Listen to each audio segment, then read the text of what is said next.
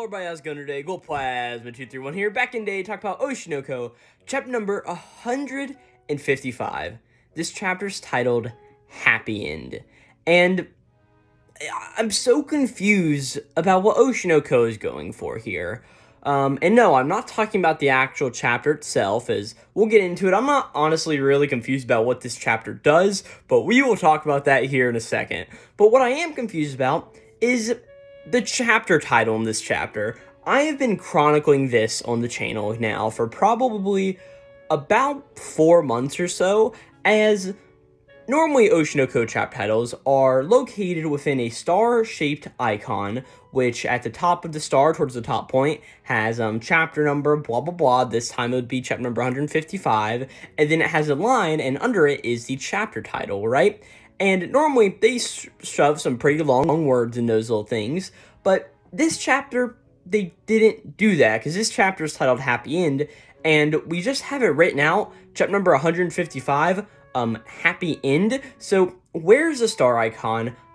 Out of everything in Oshi, this is the thing that is confusing me the most about this series right now, because almost every single chapter has one.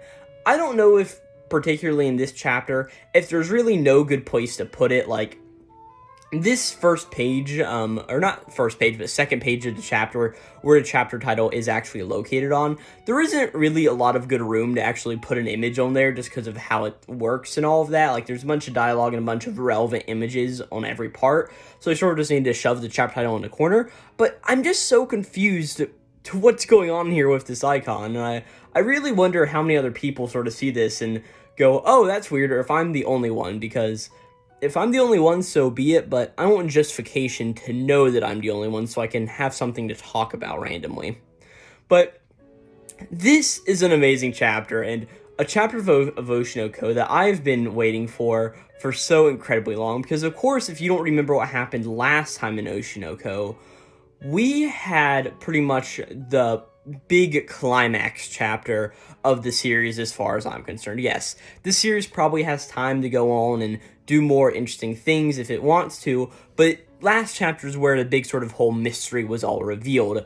We learned about what Hikaru did and how Ai eventually dumped Hikaru for his own good, and how she actually loved him the entire time and wanted to be with him, and what Aqua's revenge was, which was actually getting back at Hikaru for not understanding Ai. So, very interesting, and the last sort of big reveal of the 15-year lie movie being a timeless love letter from Ai to Hikaru was such a poignant and important message for this series to have. So last time we just had an amazing chapter, and because of this, this chapter goes on the direct fallout of what happened last time. But to hop on straight into it, we can't really hop on to the chapter first. We actually have a color page this week, because this week is the week that Oshi volume number 15's cover was not only revealed, and I don't think it has been released yet, but I think it'll be released in the beginning of August. This chapter, of course, came out in about the middle of June of 2024, so we got the reveal of, oh, hey, look at that, there's the cover. It has both Akane and Kana on the cover. It just looks really nice and really cool. I think this has both Akane and Kana on it for the fact of, this is probably one of, like, the last or second to last volumes of the series.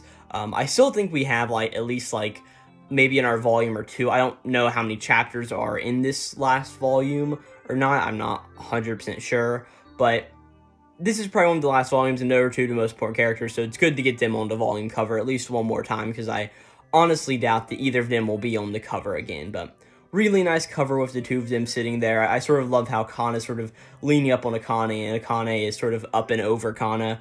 Very nice design, and a very nice color page to start off this chapter of Oshi. But getting into the actual chapter itself, we start off with some narration from Aqua, as he's sort of telling the events here right in the aftermath of what just happened with Hikaru, and Aqua sort of saying the whole thing of like, hey, this is my revenge on you, and all of that. So pretty much the narration just starts with Aqua being like, Mama didn't mention Hikaru Kamaki's name once. and she worried about him until the end. He crouched down powerless as if he'd become empty. Because, of course, last chapter, Hikaru was almost kneeling on the wall in front of where this projector was and just crying his eyes out over what he's seen about I here.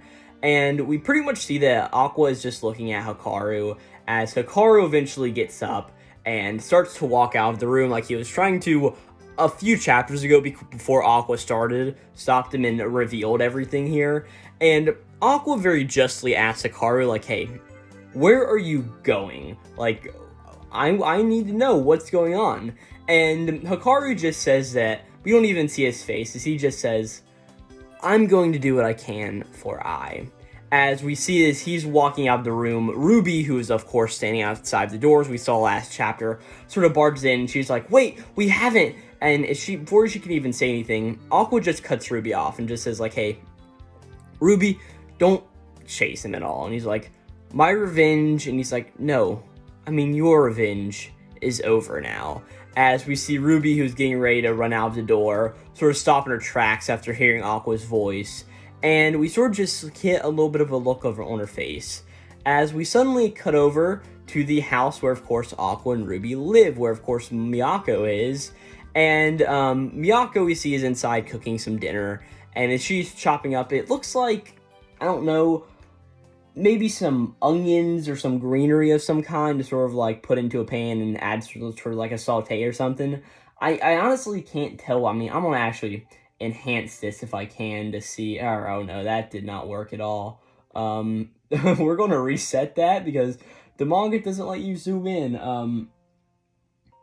I honestly can't tell. It almost looks like, doesn't even really look like an onion the way it's chopped up because it looks sort of like small and cylindrical, but either way, I don't know what it is. But as Miyako is at home cutting all of this, pretty much, I'm going to say she's cutting onions because she does end up crying here in a minute. But as she's sort of just cutting this stuff here, she's like, oh, you guys are home a little early. And she's like, well, sorry, I didn't foresee you guys being here, so dinner isn't quite ready yet. And she then says, are you guys done with your business? As we see that Ruby and Aqua are sort of standing there. And Ruby is just sort of suddenly says, like, yeah, we are. As Miyako's just like, okay, I see. And we eventually see that she's wiping away some tears from her face, and she's like, well, welcome home, as she says all of this. And it's just a very nice moment here, but it's not even done yet. As Ruby's singing this, we see that both her and Aqua have the dark starring gons, or no, only Ruby has a dark starring gon in her eye, because Aqua's sort of cleared up a few chapters ago. And we see that Ruby's dark starring gon suddenly turns to a light one, as she starts to cry and run over to Miyako, and she just hugs her, and she's like, we're back here, and she's just crying a whole lot, as Aqua's also there, and he's just sort of standing looking at this all happen, as Miyako's just like, alright, you two, Aqua, you better come here, and Aqua's like, huh, but I don't want to, and Miyako's like, alright, just come here already, and she's like, I don't understand, but I know that you suppress your feelings, twist yourself, and do your best for others even though you're hurt, right? And she says, you've always been clumsy but kind, the son I'm proud of. As she also pulls Aqua in and gives both him and Ruby a nice big old hug as she's talking to the two of them. And she just says to the two of them that you're my pride and joy.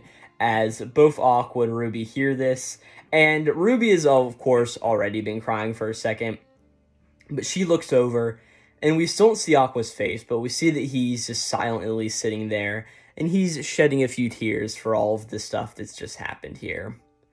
As the next minute, we cut into a new scene, which is presumably a little bit after everything that's happened, as we go to the Strawberry Productions headquarters, as we go to Saito's office, of course, and we see that Aqua sort of has a little bit of an interaction with Saito here, as he's just like, hey, so weren't you going to kill that guy Kambaki? And Aqua is just like, he's like, yeah, I was going to at first.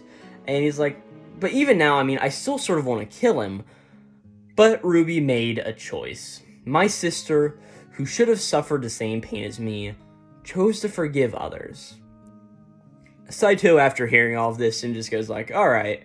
He's like, I understand, Aqua. And he's just like, but what's going to go on with you? And we see that Aqua sort of takes a little bit of a second here, and it's like, well, let me say this. He's like, well, Ruby's going to take over Ai's dream here, and if so, I don't necessarily have all of the time in the world to go and start killing people. And, so I was like, well, and also Become Nahachi's live tour starts next week. He's like, so I'll be busy promoting them. And, he's like, I'm so busy, I can't even go fishing. So, we don't really understand what Aqua's whole goal going for here yet, as he sort of says this so I don't have time to kill people, but I think that'll sort of be revealed here in a little bit of a time. But this is a nice little scene between Saito and Aqua, because of course we know that Saito's whole thing is fishing a little bit, so it's a little interesting. So Saito sort of gives us a little bit of a line here of like, hey, I'm so busy I can't even go fishing. We suddenly do another scene cut to, not the final scene cut of the chapter, even though we are, I don't know, like 15 pages in, but we see that this time it's a scene cut going over towards an interaction with Akane and Aqua, as we sort of see that this is on the side of a river, sort of directly going in flow of the whole thing of like, I can't even go fishing with water and all of that, because fish are in water, at least I would hope in this universe. And we see that Akane is standing here looking out onto the sea as Aqua walks up, and sort of the two of them have a little interaction, as we see that Akane has cut her hair short, as Aqua directly asks her about it, like, hey, why'd you cut your hair short again? And we see that Akane's like, and she sort of responds like, hey, because I thought I didn't need to imitate Ai Hoshino anymore. And she's like, well, also, just don't think that was because I was heartbroken or anything. As Aqua's like, alright, I know. As he sort of like gives her the side eye a little bit, as he sort of like also ducks his eyes to the side. Well, Akane then just starts to continue on talking, and she just says like, hey, no one knows what the future holds. Not even what happens after the happy ending. Hey, there's the title drop. That's big and crazy. As she eventually just continues on saying like, hey, are you going to wrap it all up and give it a happy ending? As she looks towards Aqua, as Aqua starts to say like, hey, you came to see me because you knew, didn't you? If Hikaru Kamki's the one behind everything, then a lot of things don't quite make a lot of sense. Ryusuke Shugano, Yuta Kataryose, and Goro Ayamiyama. There's one more person who is directly involved in all of these deaths. A superfan who wished for Ai's downfall more than anyone else, and also admired her more than anyone else. As we suddenly cut over to a scene of somebody standing in the room and listening to Become Nahachi, as we hear the sort of music playing in the background, as all of a sudden we just get Aqua's narration over the rest of the scene. The former Become Nahachi member, Niino. Fuyuki Niino. So, this is the big reveal of this chapter, and probably for the rest of the series, is now it doesn't seem like they've particularly got, who's his face to deal with anymore, Hikaru. I'm sure that Hikaru will show up and do a few other things. I don't think, like, Hikaru's plotline is completely over, but yeah, Niino is the sort of final boss of this series, it sort of seems, because now that Hikaru's dealt with, there's a few things that don't quite line up, and all of those have to do with Niino, one of the other Become Nahachi members, and of course, who Kana was playing in the 15-year line movie. Yeah, this is just very interesting, because I'll be very interested to see how she plays into all of this, because I thought that, we at least knew what was going on with at least 3 of the names that Aqua mentioned here, of, hey, Ryusuke Shugano, Yota Kurose, and Goro Oyamiyama, because of course we know that Ryusuke Shugano, was the person who killed Ai, and I was under presumption of he was the same person who went and shoved Goro and inadvertently killed Goro, earlier too. But that could turn out to be Niino the whole time, so, it's just very interesting to say, and for this monumental chapter of Oshi no Ko, this was great for a lot of reasons. Not only did we get to Hikaru sort of wrap up for the time being at the beginning of the chapter with his whole thing of like, hey, I'm going to do what I can for Ai. So I don't know how he plans to atone here or what he plans to do, but it's all very interesting. The moment here with Miyako is, oh, it could put tears in my eyes. It is so nice. And it is really nice to see Aqua just not consumed by revenge currently, because he's sort of just going on his own path now to sort of tie up all of these loose ends and make sure that this doesn't happen again, which is just so very nice and wholesome to really see. Then, of course, the scene where Miyako hugs both of them is just great. Aqua and Saito's talk leaves a little bit to be desired, as we sort of get the sort of little bit of insight, like, all right, Biko and Hachi stuff will be coming soon. Of course, it is Kana's final tour with them, and it's just them going to be Mimcho and Ruby left, so I feel like we're going to get another character either introduced or wrapped in to be playing with them and doing that whole thing, because, of course, Kana is leaving, and, of course, Kana and Aqua will have a moment where they will most likely get married by the end of the series. And then the whole thing of Akane and Aqua, there's not really a whole lot to it either, but it's sort of just nice to see.